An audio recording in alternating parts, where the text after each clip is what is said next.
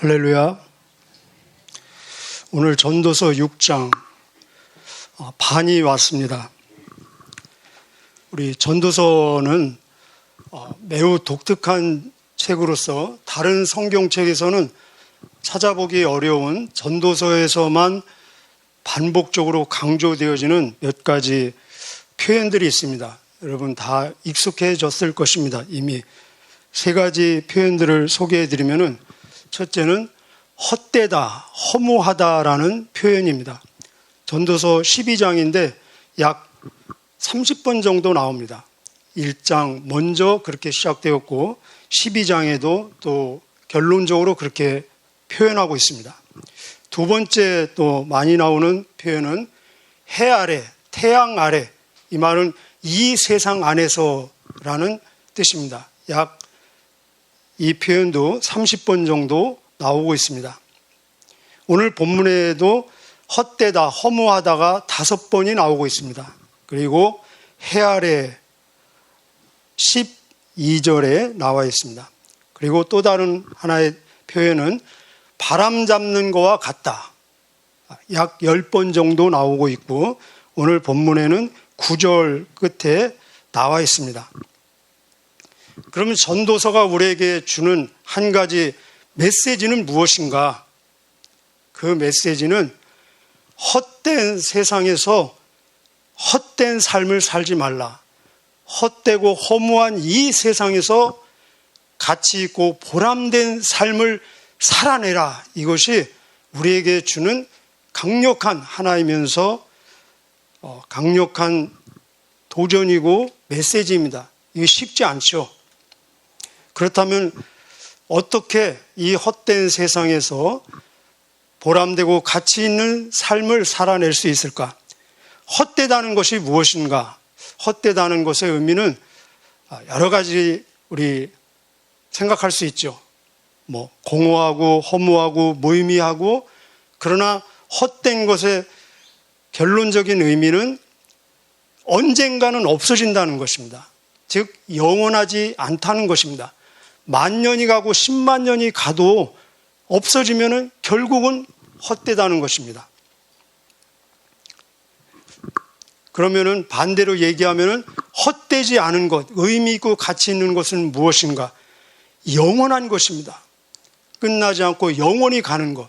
전도서에서 말하는 영원한 것 3가지를 소개하고 있는데 그 영원한 것은 하나님, 그리고 하나님이 하시는 일, 그리고 하나님의 형상을 닮은 우리의 영혼입니다. 이것이 전도서 3장 11절, 14절에 나와 있습니다. 요한일서 2장 17절에도 이 세상도 그 정욕도 다 지나가되 하나님의 일을 행하는 자는 영원히 살리라, 이렇게 말씀하고 있습니다. 우리 다 동의하시죠? 이 세상이 영원하지 않다면은 이 세상에 있는 모든 것 자동적으로 영원하지 않지 않겠습니까? 저 태양 영원하지 않습니다. 그렇다면은 태양 밑에 있는 모든 것들 영원하지 않습니다. 그렇습니다.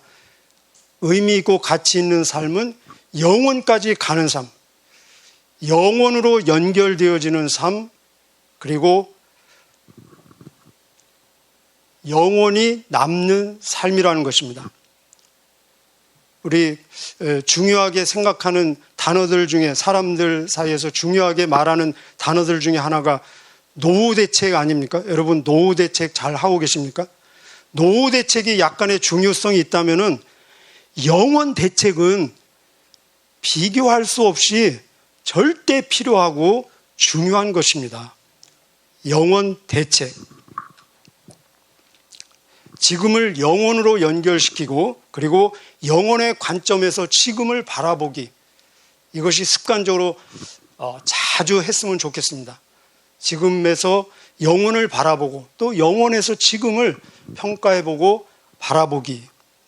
오늘 본문은 헛되고 허무한 삶, 그리고 이에 대조되는 가치 있고 보람된 삶 3가지를 대조해서 소개해 주고 있습니다. 미리 축복합니다. 보람되고 가치 있는 삶이 저와 여러분 되시기를 축복합니다. 자, 첫 번째는 헛된 삶은 많이 있어도 누리지 못하는 삶. 많이 있어도 누리지 못하는 삶이 헛되고 허무한 삶입니다. 그렇다면 보람되고 가치 있는 삶은 그 반대로 생각하시면 되겠습니다. 지금 있는 것을 누리는 삶이 영혼의 관점에서 보람되고 가치 있는 삶이라는 것입니다. 우리 1절, 2절 같이 읽겠습니다. 1절, 2절 시작.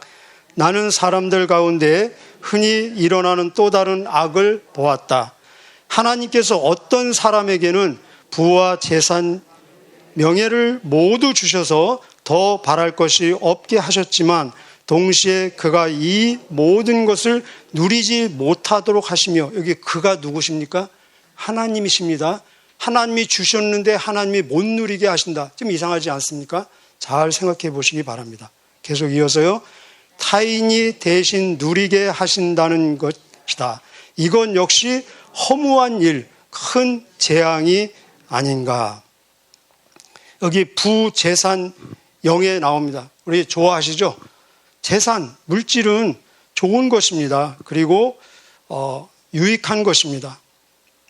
노동의 열매요, 땀의 결실이요. 그리고 우리가 가지고 있는 재능, 기술에 대한 대가입니다. 무엇보다도 이것은 하나님이 주신 것입니다. 얼마나 좋은 것이겠습니까? 그런데 이것을 누리지 못하는 것이 헛된 것인데 하나님께서 못 누리게 하신다는 것입니다. 이상하지 않습니까? 제가 예를 하나 들어보겠습니다. 우리 성경 신약 누가복음 12장에 보면은 우리가 잘 아는 부자 이야기가 나옵니다. 그래서 이 사람의 별명이 어리석은 부자라고 표현되어 있습니다. 예수님이 직접 말씀하신 내용입니다.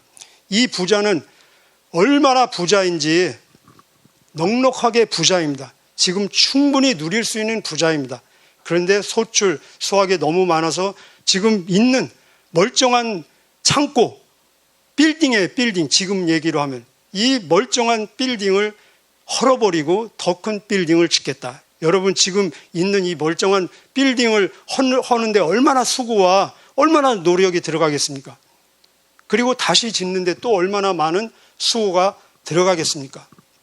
그런데 하나님이 그에게 말씀하시기를 오늘 밤에 내가 내 영혼을 취하면은 네가 축적한 이 재산이 누구의 재산이 되겠느냐. 하나님께서 거두어 가시는 모습을 볼 수 있습니다. 이 부자는 왜 이렇게 재산을 축적하고 또 멀쩡한 빌딩 허물어뜨리고 더 큰 빌딩을 짓습니까? 여기 누리기 위해서 그러는 것입니다. 그는 말하기를 내 영혼아 편히 쉬고 먹고 마시고 누려라. 그런데 하나님께서 못 누리게 하신다. 무슨 말씀입니까? 자기의 욕심, 자기의 탐욕으로 자기를 위해서 누리는 것을 목표로 삼을 때는 하나님께서 누리지 못하게 하실 수 있다는 것입니다. 오늘 여기서 말하는 누리는 것은 나를 위해서 막 우리가 흔히 생각하는 명품을 사고 과소비를 하고 막 흥청망청 쓰는 그것이 아니라 나에게 주신 것은 누가 주셨다고요?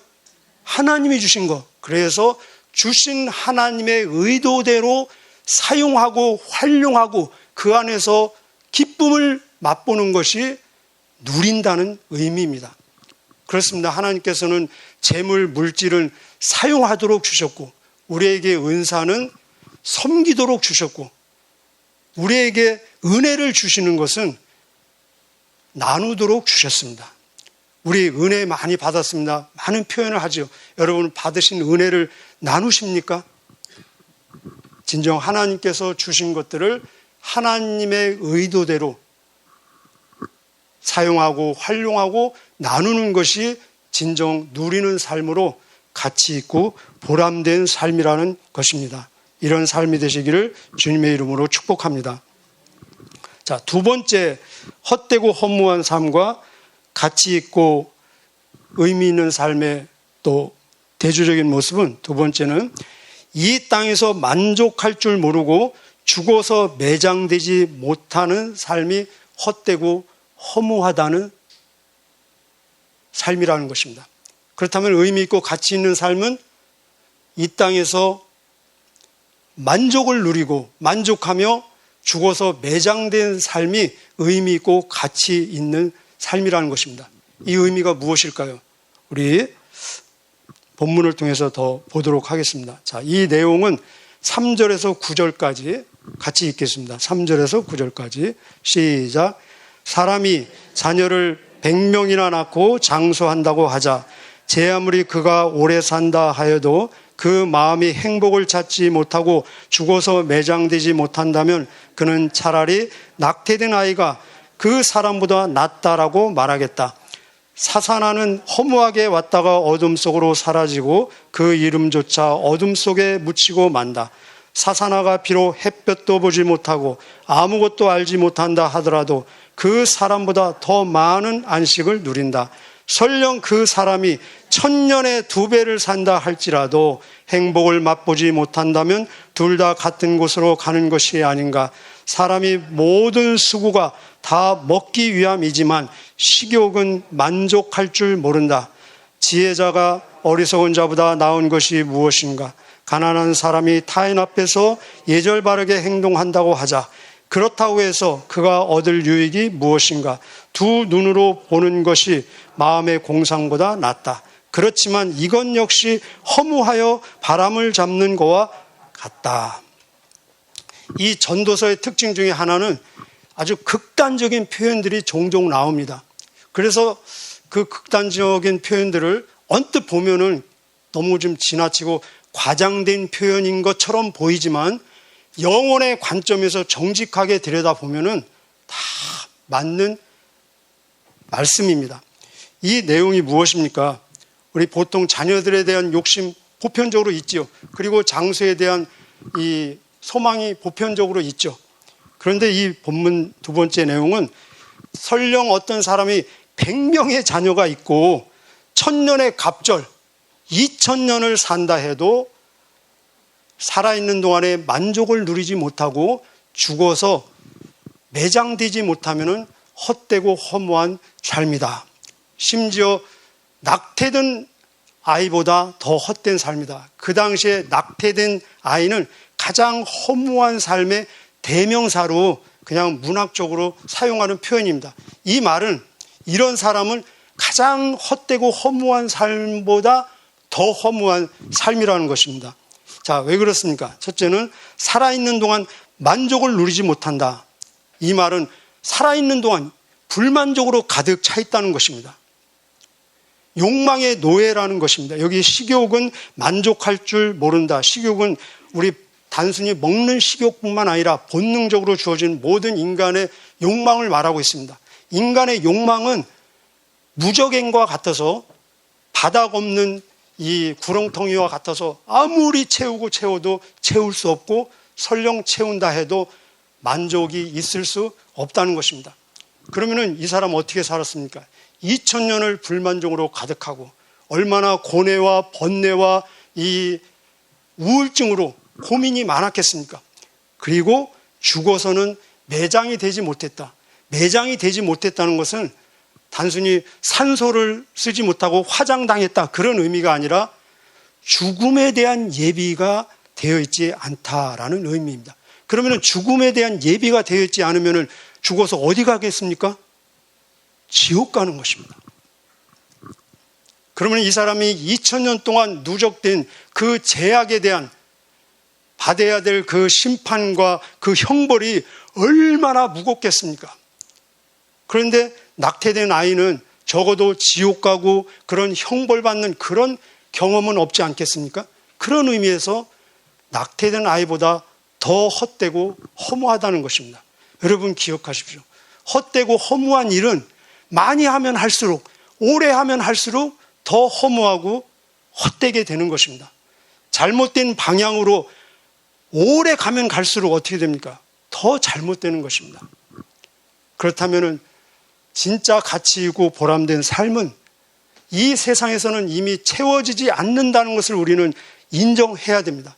채워지지 않는 상태에서 나에게 있는 것을 감사함으로 받고 자족하며 거기에서 만족을 누리는 비결을 배우고, 그리고 죽음 이후에 갈 곳, 천국, 구원에 대한 분명한 확신으로 준비되어 있는 삶이 보람되고 가치 있는 삶이라는 것입니다.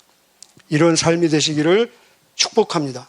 자, 세 번째, 끝으로 세 번째는 자기보다 강한 자와 다투고 자기 인생의 목적을 자기가 정하는 삶은 헛되고 허무한 삶입니다. 그러면은 반대로 보람되고 가치 있는 삶은 무엇입니까? 자기보다 강한 자와 다투지 말고, 그리고 자기 인생의 목적을 잘 아는 분에게 의뢰하고 맡기는 것이 보람되고 가치 있는 삶이라는 것입니다. 자, 우리 10절에서 12절까지 한번 읽어보겠습니다. 시작. 지금 존재하고 있는 것은 이미 오래전부터 이름을 가지고 있다.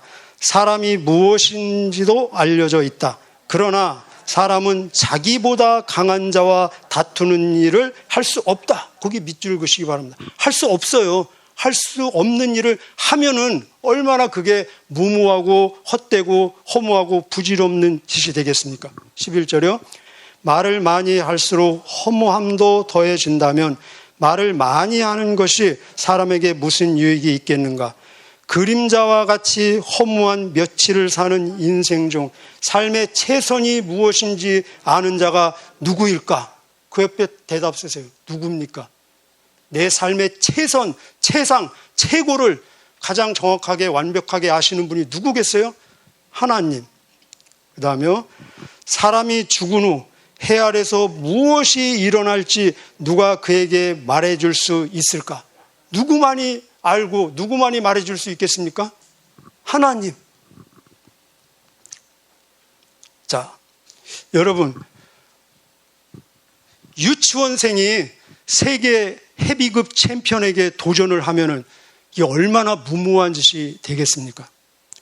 개미가 코끼리에게 씨름 한판 하자고 도전하면은 얼마나 무모한 짓이 되겠습니까? 인생들이 하나님께 다투고 도전하는 것이 그거보다 더 무모하고 헛된 일이라는 것입니다. 여러분 생각해 보십시오. 세계 헤비급 챔피언이 유치원생보다 몇 배 더 힘이 센가 측정하는 것이 가능합니까? 불가능합니까? 가능합니다. 1000배, 10,000배, 10만 배, 억 배 측정하는 거 가능합니다. 코끼리가 개미보다 얼마나 더 힘이 센지 측정하는 것이 가능합니까? 불가능합니까? 가능합니다. 10만 배 셀까요? 100만 배 셀까요? 억만 배 셀까요? 하여튼 가능합니다. 그런데 하나님이 인생들보다 얼마나 더 힘이 세시고 얼마나 더 지혜로우신가를 측정하는 것은 불가능합니다. 무한대입니다. 무한대. 그래서 인생의 비극, 인생의 불행의 시작은 가장 강하신 하나님과 다투는 데서부터 시작이 되었습니다. 다툰다는 것이 무엇입니까? 거역한다는 것입니다. 저항한다는 것입니다. 순종하지 않는다는 것입니다. 인정하지 않는다는 것입니다. 무시한다는 것입니다. 경외하지 않고 예배드리지 않고 지멋대로 사는 것이 다툰다는 것입니다. 얼마나 가장 강하신 하나님에게 이렇게 다투면은 그 인생 얼마나 허무하고 헛된 인생 되지 않겠습니까?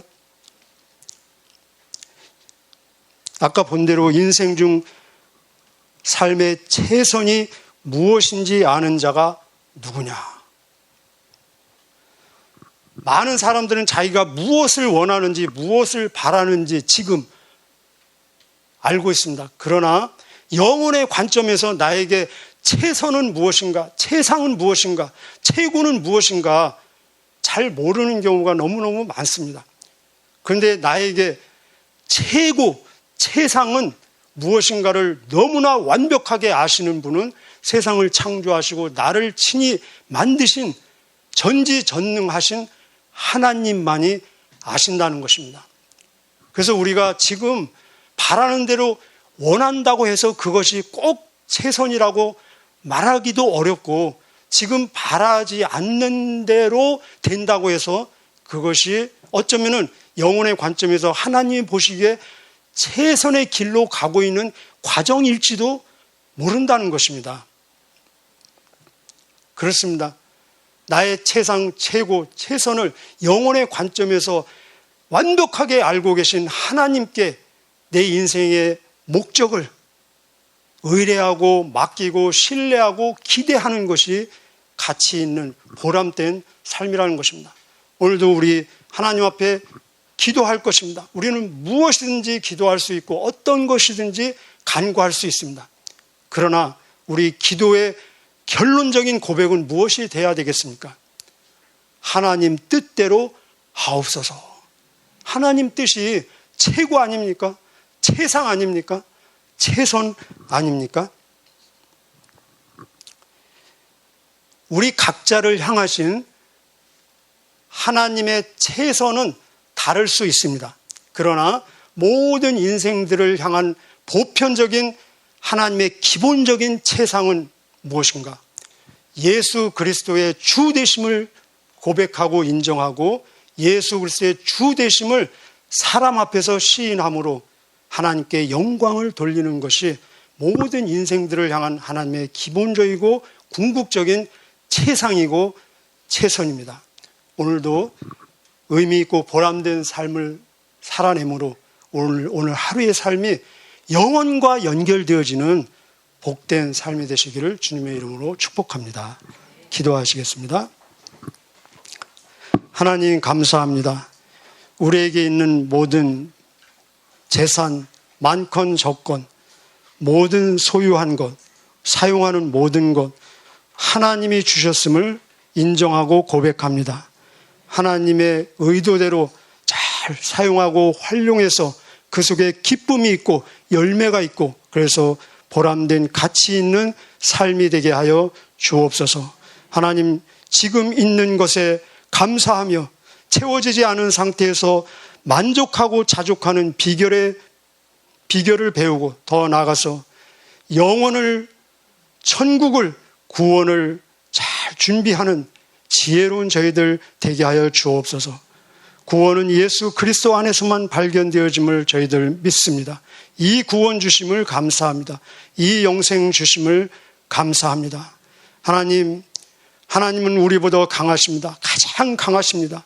하나님과 참으로 다투고 하나님께 저항하고 반항하고 무시하는 이런 어리석은 일을 범치 않고 하나님과 잘 지내며 하나님의 인도하심에 잘 순응하고 말을 잘 듣고 잘 따라가는 저희들 되게 하여 주시고 우리 인생의 최고 최상은 나를 만드신 하나님만이 가장 완벽하게 잘 알고 계심을 믿습니다. 오늘도 우리를 향하신 하나님의 뜻이 하늘에서 이루어진 것처럼 이 땅에서 우리의 발걸음을 통해서 호흡을 통해서 인격을 통해서 언어를 통해서 이루어지기를 주님 기도합니다. 동행하여 주시고 함께하여 주셔서 임마누엘의 열매가 있는 복된 하루 되게 하여 주옵소서. 여기에 드려진 예물 기뻐 받아주시고 하늘 창고에 쌓이는 보물 되게 하여 주시고 그 속에 담겨있는 기도의 간구가 하나님이 보시기에 가장 아름다운 뜻 가운데 하나님 응답되어 더 많은 간증이 있게 하여 주옵소서. 감사드리며 예수님의 이름으로 기도하옵나이다. 아멘.